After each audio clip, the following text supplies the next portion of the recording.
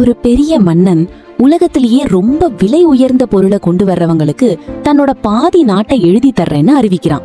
ஆனா ஒரு ஏழை கொண்டு வந்த அந்த ஒரு சின்ன பொருள் மன்னனையே தலை குனிய வச்சுது.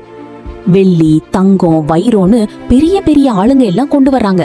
ஆனா மன்னனுக்கு எதுவுமே பிடிக்கல. அப்போ ஒரு ஏழை விவசாயி ஒரு பழைய மரப்பெட்டியோட வரான். மன்னன் கோவமா அதை திறந்து பார்த்தா அதுக்குள்ள வெறும் ஒரு கண்ணாடி, அதாவது மிரர் மட்டும்தான் இருக்கு. மன்னனுக்கு கோவம் தலைக்கு ஏறுது. என்ன சீண்டி பாக்கலையா?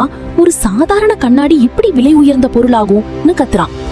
விவசாயி அமைதியா சொல்றான், மன்னரே, நீங்க எவ்வளோ பெரிய ஆளா இருந்தாலும் உங்ககிட்ட இருக்கிற தப்புகளை உங்களுக்கே காட்டுற ஒரே பொருள் இந்த கண்ணாடி தான். தன்னோட தப்ப திருத்திக்கிற மனசுதான் உலகத்திலேயே விலை உயர்ந்த பொருள். நம்ம தப்ப நம்ம ஒத்துக்கும் போதுதான் நம்ம உயர்றோம். இந்த கதை பிடிச்சிருந்தா லைக் பண்ணுங்க. மறக்காம குட்டி ஸ்டோரிஸ் தமிழுக்கு சப்ஸ்கிரைப் பண்ணிடுங்க.